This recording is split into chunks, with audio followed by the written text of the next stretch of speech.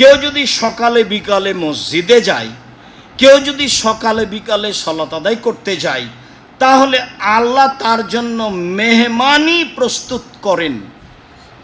যতবার যায় যতবার আসে, যতবার যাই যতবার আসে। আল্লাহর মেহমানি তো শুধু শুনছি, খেতে তো পাইনি। খেতে পেলে বোঝা যাবে। তো মেহমানিতে উনি কি দিবেন?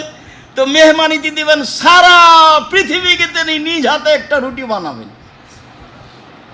তখন সারা পৃথিবীর দামি জায়গাও থাকবে, বুড়িগঙ্গা নদীও থাকবে।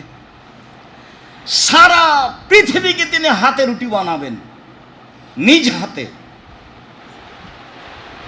নিজ হাতে রুটি বানিয়ে নাস্তা হিসেবে জান্নাতীদের দেওয়া হবে।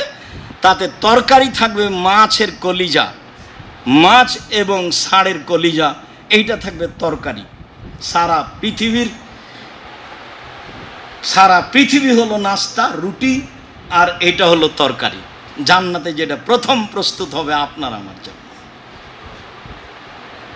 সৎ মানুষের জন্য।